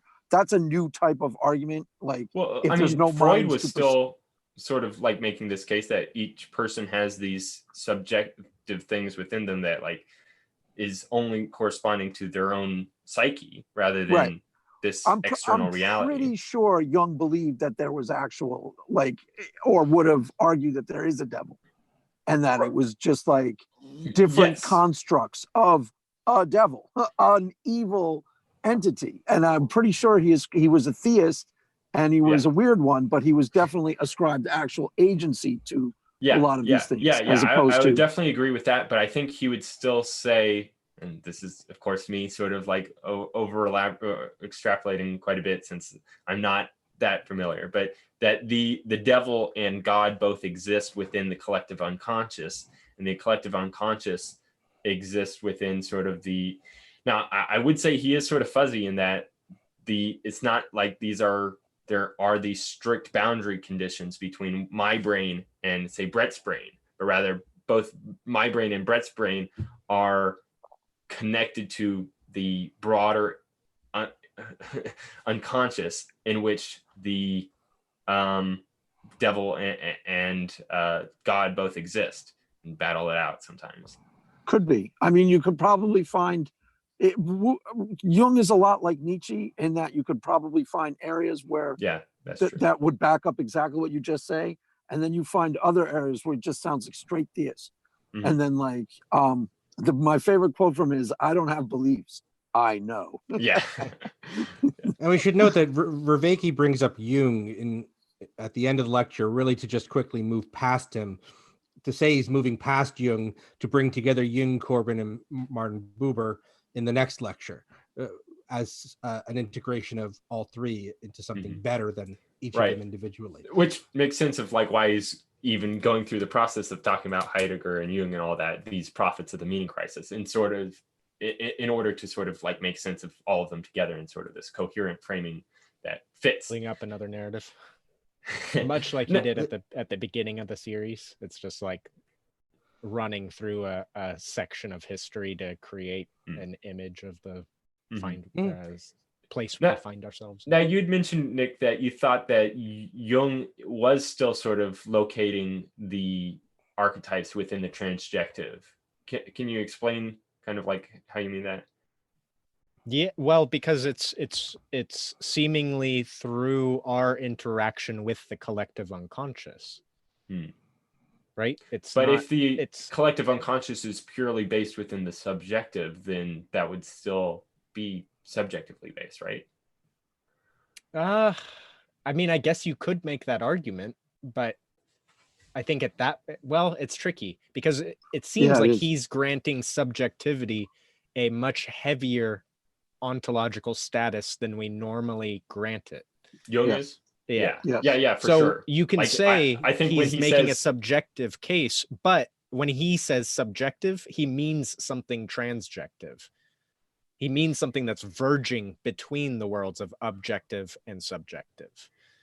Whereas before, it seems like or maybe now, maybe after, we consider subjective to be kind of this absolute false illusion. built on top of the objective. Right. But So there's a harsh divorce there, like within Kant. And I do not see that harsh divorce present in Jung. It seems like he softens the line of the divorce quite heavily. Totally does. And he oscillates back and forth between like granting ontology to purely subjective ideas. Like he and a lot of he tries to be super smart in like, I don't know, he tries to do things that I try to do, like saying that there's something that's so subjectively real that it has actual agency and ontology by virtue of it being totally perceived and assented to, especially collectively. Yeah, like, and I would say that there's certainly a case, especially with Jung's sort of like dabblings within mysticism. There is these archetypes have some sort of capacity to interact with the physical world, where if we were just going to say that they were some sort of like delusions of some sort, then they wouldn't have this type of capacity. And so you can sorry, go ahead. And so like you can say that all of our interactions with the external world happen through this transjective framing. And so if they have the ability to, or subjective framing, so if these archetypes have the ability to influence our subjective experiencing, then you could just say that they're allowing us to experience these types of things. But yeah, I don't know. That's kind of. Do you see Are Jungian archetypes accepted today in like neuroscience though? Like some of it, I'm wondering why. God, no. Like no, but Jung didn't. From what I understand, I don't know a lot about Jung, but I watched one talk of somebody had a YouTube channel where she critiqued Jung. He said like he didn't do experiments. He didn't do controlled experiments. No. To figure this stuff out. So I'm wondering how this really fits in with Verwicky's whole let's bring this into science, because I'm not sure that Jung was doing science from the little I know. Well, there are a couple of key things most of Jung, like 80% of it has been basically thrown out. But some key, it's like Freud. There's a couple of key innovative ideas. That his work on personality types is still very much present within like the literature. Like what is it? Also the idea of the collective unconscious that's entered into common knowledge, and most people will talk about that as an actual thing. Common knowledge, but not scientific knowledge. Well, but it can be, because like look at something like Nazi Germany. Look at how their collective unconscious was trained up to for Nazism to totally permeate. That's where I said he would do a total head trip on that and convince you of the subjective assent by the entire population into these ideals, and this created its own ontology, and he would actually make a really good case and kind of prove it in terms of mass psychology. Yeah, I find it valuable, but I'm saying I don't think it fits in the scientific image. Right. Yeah, he would probably make a case that the spirit of fascism was something that was coercing the people of Germany in the 1940s. Right, but there's also mass psychology, like there's obvious, like there's a reality there. Oh, for sure. And like he's very influential within like the common like I think probably a lot of like I would say that astrology is still very much big within common parlance, and so and I think also within that crowd, like Jung's work is also, and that's not to just dismiss Jung as sort of this woo-woo artist, because I think within the scientific literature, his work on personality types is still very much at play and is very supported within social sciences. I still think there's a lot of insights in the collective unconscious and mass psychology and all that. Like you hear Jordan Peterson mention them a lot, and that's why Jordan Peterson mentions them all the time. Yeah, Peterson is interesting because he like draws from Jung, but without taking the sort of like spooky steps that Jung wasn't so afraid of. Like he's able to sort of like use those same concepts, but with it still ground them within a sort of more naturalistic framework. Well, because there's a total like if you're a scientist and you're a professor nowadays, you can't also believe that you can't believe in things like astrology or whatever. There's a lot of astral projection or all sorts of crazy stuff that Jung could be very, very sympathetic to. And when you read like Jung's sort of like biographies, he kind of like makes sense like why he had to hold to this very sort of strange, much more strange ontology, just given the types of stuff that he underwent and experienced, that like he has to make sense of these somehow. And like he provided some sort of like metaphysical, or not metaphysical basis, but at least some sort of like on like story narrative, or not narrative, but at least some sort of like coherent framework in which but it sounds like a hypothesis that has yet to be confirmed scientifically, which is what Vervecki, at least up till now, has been all about. You know, let's base all of this on tested ideas rather than just ideas that have been thrown out there. I know, I mean, there's a lot of the people he's brought up now, and philosophy in general, often comments in arenas that science can't get its hands on. And it seems like he's taking Jung from that kind of vein, almost treating him more like a philosopher than as a psychologist. There's this, I don't know, you could maybe call it some sort of piece of evidence for the collective unconscious that exists within corvids like ravens, that if you have a aggregate, or what's a herd of ravens, a murder of crows, and you have somebody wear this like hideous mask and then like hurt or do things to like scare away these crows or something like that, and then after all of those crows that were alive at that point in time died off, there was still sort of this herd still, and then you pull out that same mask again, say 25 or so years later, and crows will attack that person in the mask, indicating that there's some sort of, now you could you could say that there's some sort of collective unconscious between the crows, or maybe a more plausible but yet still somewhat spooky, and it doesn't have to be that spooky, there is some sort of like language that the crows have in being able to communicate with each other, even to the point of being able to describe a face, and so that the other crows would be able to recognize it. Which, at least to me, I have no idea how I would be able to, I don't know how I would be able to like communicate what a face looks like. Documentary. Did you know that? No, it's not, Greg. Also, I wanted to throw in there a little bit ago, I kind of missed the chance, but I thought it was useful. Go ahead. Pajot's video on Santa is perhaps useful. Yes. That would be almost a Jungian take on exactly, because he actually sort of accepts the Jungian notion that these entities have agency of some sort, that like the spirit of Santa compels you to react joyfully or cheerfully when in the presence of little children, to the point that it overcomes your own personality. Like, say your wife leaves you, but you're a mall Santa, and you have to be like Santa for this whole period of 3 hours or something like that.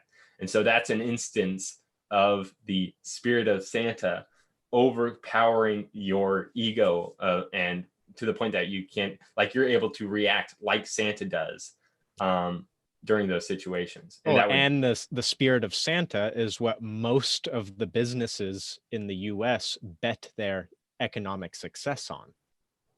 So it also goes all the way down into like objective systems in some sense. Sure. Sort of like in the sense that stock markets are objective. Literally built on people going out and buying shit on Christmas Day. Or, well, for Christmas Day. Right. If we did not have that, most businesses could not function the way they are currently set up. So that's a way in which, like, sort of drawing from Richard Dawkins, that memes can actually go through this sort of selection process, that there is an actual competition between memes taking place on the broader market. And so, like, if Santa is this sort of meme or this idea that gets promulgated through when December comes around, then there's a sort of sense in which it's real. Insofar as we're saying other things are real. Concrete reality. I mean, 40% of most retail shops, 40% is Christmas sales. Wow. And that's usually the 4 days before Christmas is when like half of that happens. When we did that in retail, the store that I worked for made something like 150,000 for a year. and like 30,000 was on the day before Christmas, 30,000 Christmas Eve. So it was like, it was 200 for the year, and like 90 grand was right before Christmas, 4 days right before Christmas. Like that's the reality of the meme and the power of, and that's what Peugeot was trying to get at, is that with assent, and it's also very Christian, the idea of agreement, when any two agree, and they'll talk about this in churches a lot. When you agree, there's power in this that has real tangible agency by virtue of you all collectively agreeing to it and believing it. Now, there's an actual, there's a really tangible cycle, like realness there that could be studied. Where that drawing line between that subjective and objective, where that line is, I don't know. But there's a real thing, like that's where Vervaeke is, the naturalist, trying to find that place where there's actual tangible reality. Right. Yeah. There's certain people that are more open to, I guess, the spookier sides of consciousness that would say that a corporation wherein all the parts, the people within the corporation are working in tandem and coordination with each other, that's a place in which a meta consciousness can sort of arise or take place. Like, and it's sort of taking from the same principles as like, okay, I exist as a singular individual conscious being, but I'm composed out of all these like neurotransmitters and blood vessels and things that are interacting with it. Yeah, I'm a system. And when these systems are interacting with each other, that gives rise to some sort of consciousness. And so if you have like enough people interacting in a sort of system where there's communication taking place and there's all these elements there of like thoughts happening and things like that, then there's at least the possibility from, I think this fits mostly within like panpsychism. Hold on. I thought the collective unconscious was inherited from the very little I know about it. So that you're born with it. It's not that there's some psychic communication. It's that we inherit. I don't know. It's almost like epigenetics. I don't know. We inherit. Well, it flirts right on the line between those two. Yeah, with Jung, there's like, even if some like say prior to the 1940s, there was this things that were occurring that affected the moods of the people, even if the people have no direct relationship to the other things. And so that's where there's this connection that's taking place.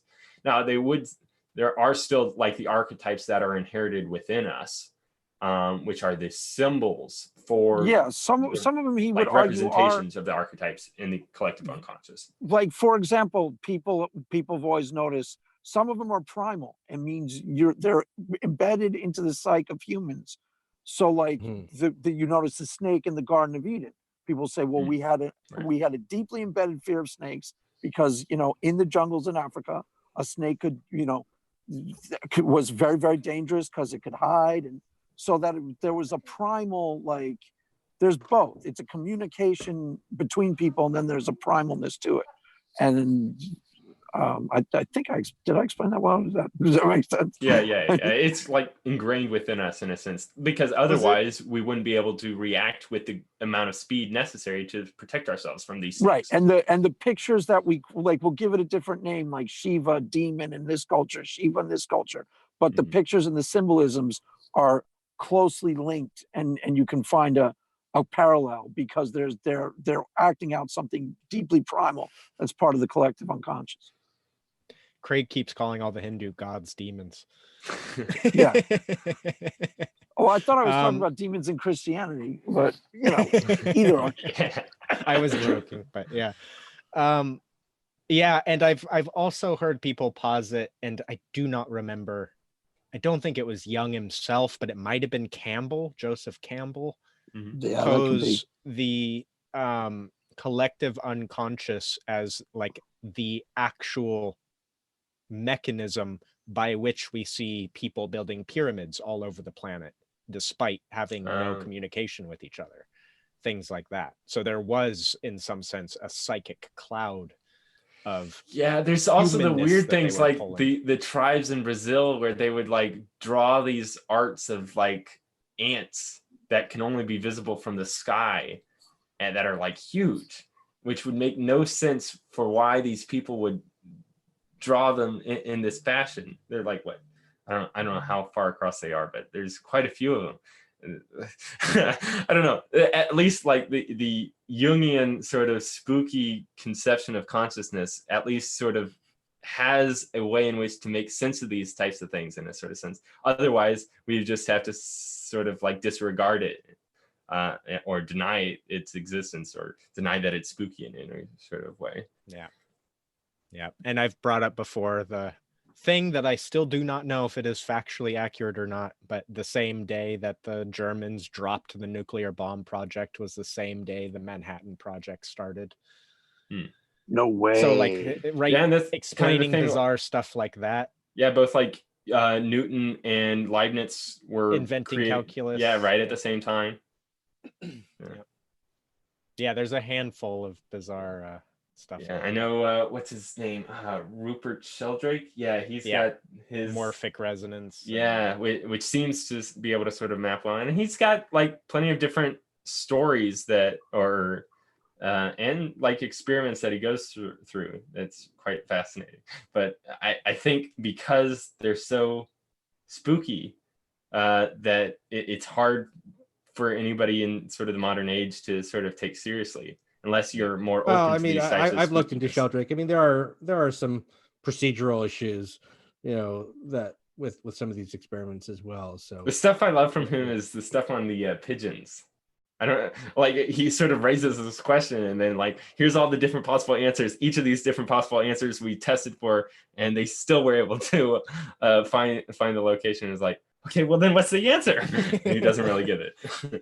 What is I'm not even sure I know that. What is Aren't birds all like symbolized as messengers of the spirit realm in old mythologies? Maybe they're just a little closer to yeah, maybe. Well, because they fly up, so they get close to heaven. Yeah, and then God whispers in their ear what to do. Well, plus we've solved it. Yeah, well, yeah, and even like as messengers, like pigeons were actually message carriers, and they're very effective at it. So it's kind of funny how that maps onto it. Delric in the Discord chat was saying, BS, there was a worldwide, Vervaeke says the opposite about Jung, by the way. He especially says that Jung didn't buy into the theism of Christianity. Yeah, that was kind of interesting. I don't know if it was this last lecture, or the one before it, that Jung, or Vervaeke says that Jung is non-theistic in a very important way, which to me seemed quite, I don't know. Jung was a new age. He wasn't like a Christian, he was a Gnostic. There's that video of him that says, I don't believe that God exists. I know that he does. Yeah, totally. Which seems like quite the weird thing to ascribe non-theism to him then in that case. He'd do weird things too. Like he'd go into these meditation. I don't even know. Like he'd do like this journeying where he'd go into this like trance state and think he was doing, I'm not even sure what communicating with spirits from the past. It's a lot of pretty weird stuff. Is that it? Was that it? Is that what I'm doing? Yeah. Okay. There was this whole book that he wrote that was like transcribed from I can't recall that. It was like this ancient or this Egyptian spirit of the dead or something like that. Yeah, I don't. Thoth, right? Maybe I don't know. I recall there was like this one point where he goes into like this abandoned hotel or something like that, and then he starts to have these like weird experiences with a lot of different spirits like communicating with him and voices and stuff like that. And so he just starts to sort of write down what they're saying, and then he basically like transcribes the book from them. And is this the Tibetan Book of the Dead? Or something like that. Jung wrote a book with some sort of connection to that. Tibetan Book of the Dead Jung is definitely not the sort of like secular modern thinker. He's totally out there. But there was like a whole intellectual strain of like William Butler Yeats had a whole history of like really out there. Yeah, Delric, it's the 7 Sermons to the Dead. Yes, that's the one that I'm thinking of. Yeah. Okay, and then Delric also mentioned that there were worldwide civilizations that seeded knowledge across the globe, and pyramid construction is a reflection of that. There you go. That's another response. It's not a collective unconscious. It's the aliens. The aliens gave the insight. No, Atlantis, man. Oh yeah. The Atlanteans. They get around. Shame they all were wiped out. It is weird though, because if you like look at where all the pyramids are, and then you posit some mass, land mass in the Atlantic, and then just imagine it dispersing, it's like almost perfect. Right. Well, but part of this is kind of more normal than is like back then, like Yeats, for example, and there was a whole history of, if you were an egghead and a real public intellectual, it was a lot more common for you to to be like Neuromancer and seance and things like that. Nowadays, the secularization of the world has proceeded to the point where most public intellectuals wouldn't be caught dead talking about stuff like that, even if they kind of sort of believed it. They might. I mean, through the 60s, there was sort of this more openness to these types of ideas. But nowadays, after all of that, it's very much been put together. What about Peterson's prophetic dreams? Yeah, that's when a lot of his more atheistic followers sort of turn off to his thinking. I never heard him talk about prophetic dreams. Where is that? I haven't heard that. What was it? A prophetic one? Brought it up in random places in different. Did he have any that were actually prophetic for like future experiences he was going to have? They were like pseudo-prophetic, symbolically prophetic. So not directly. But so in other words, not prophetic. But huh? No, I was joking. I said in other words, not prophetic. Yeah. Yeah. Well. Yeah, I mean, they were definitely used. Like the dreams he has had that he's talked about were things that at the moment he couldn't make sense of, and then he sort of like tries to make sense of it, and then he sees like, oh yeah, this actually works. This makes sense of like, and it seems to be sort of drawing along the same lines of Christ as the symbol of the divine double or the self. That's how Jung uses it. There's the lowercase self, which is like the ego, and then there's the uppercase self, which is like the axis mundi to reality. Is that? I don't even know what axis mundi is. That like what I think it means, like the metaphysical underlying foundation. Atman and Brahman. In astronomy, axis mundi is the Latin term for the Earth axis, the celestial pole in a geocentric coordinate system that is the axis of rotation of the celestial sphere. Let me see, can I share screen? This one. There we go. So, oh no, it's a video. No, I'm looking at pictures. Yeah, so that's the axis mundi. The Yggdrasil looking.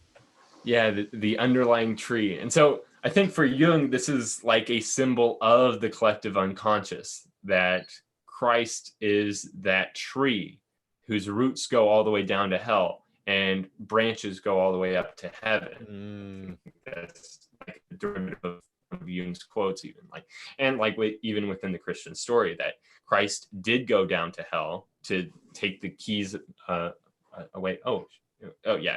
To take the keys of death away from death itself in order to like bring about eternal life. But so there's and that's the interesting thing about Jung and Peterson as well, that there's sort of drawing these connections between more archaic religions and even pagan religions, which is definitely what sort of puts off a lot of evangelicals or fundamentalists to people like Peterson and Jung. But actually being able to sort of see the sort of like shared language that actually is sort of taking place there, symbolic language. And I would not be surprised at all if Jung's small s self and capital S self are directly taken from Hinduism, because it overtly comments on the relationship between Atman, small s self, and Brahman, large s self. I think probably that's actually in this. Eric Neumann brings up that exact thing, the Atman and the Brahman. He actually connects Atman to the story of Adam in the Garden of Eden, which I found quite fascinating. But, yeah.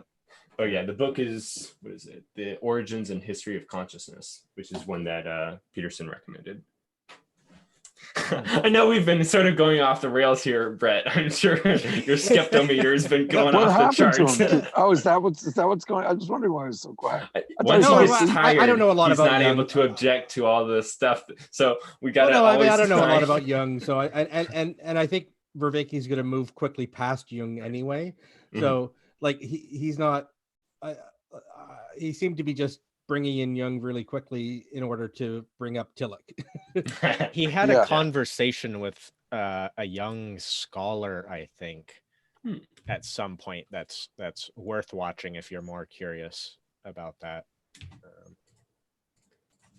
Although I'd have to once I get through all 50, I'm going to go through all the post interviews that he's doing a lot more. I don't know a lot about Jung, and I'm not quite. And from what I know, I mean, he sounds like he was brilliant, but not terribly scientific. So I'm not sure what to do with Jung.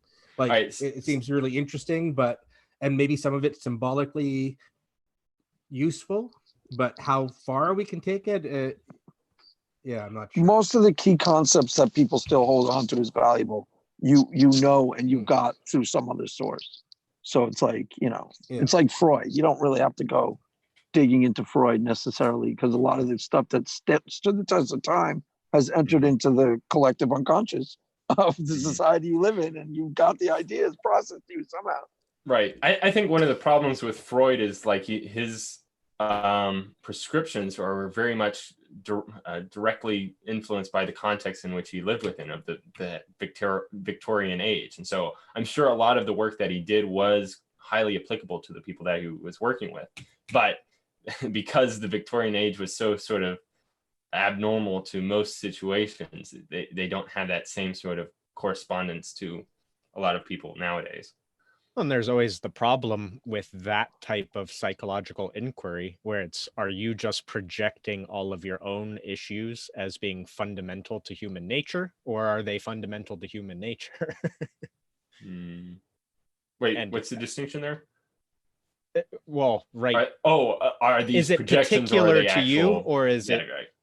Is it just your thing, or is it everybody's thing? Is it just and it could be groups of people's things? Yeah. So it looks like that video that you're referring to, Nick, is the Meaning Crisis and Shadow Work, Jordan Peterson on Jung, featuring John Vervaeke and Anderson Todd. So I'll have to look at that, because I've been sort of holding off on most of the conversations that he's done until I finish the series. So now. And my God, we're at number 50. We've reached it. You guys did one a week? Or did you do sometimes 2 or 3? Yeah. Okay. The last few we've probably done been one, because about a year, right? Or close to it? 9 months, 10 months? When did you guys do the first one? Let's see.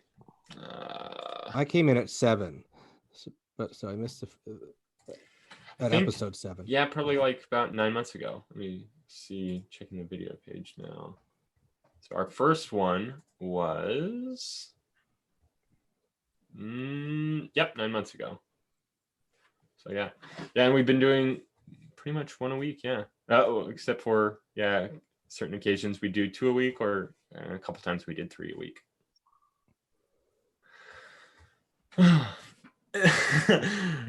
Is there any other kind of major points we want to go through, or should we wrap up here? I think we wandered. Oh wow, am I actually going to be here for the close? Wow. I can't believe I was about to go. I gotta go, and then we're like, wait, wrap up. Never mind. Yeah, it's the first time I've ever closed down. Well, thank you for joining us for that, Craig. Yeah. This was a good conversation. Sorry, Brett, that we kind of went off the rails. No. It's interesting. I just didn't have a lot to say about it. Wisely kept my mouth. I disagree. You guys got any evidence for that? Yeah, exactly. But I don't think any of us strongly make ontological or metaphysical arguments for any of this stuff, but it's just fun to play with. Yeah. And that's probably a sort of a problem, is like not having some sort of framework in which to make sort of sense of all these things is you kind of have to play between frameworks. But but that's the sort of criteria for the meaning crisis, and that's why we're sort of going through this. Is there's these there's these meta frameworks that, or no, there's these frameworks that don't correspond with each other, so we need some sort of meta framework in which to sort of make sense between them, which is hopefully what John Vervaeke is actually doing with this work, and I think he's making some strong first steps. I think. Yeah. All right. Thanks everybody for joining us. Tune in next week for our final episode of discussing Awakening from the Meaning Crisis by John Vervaeke.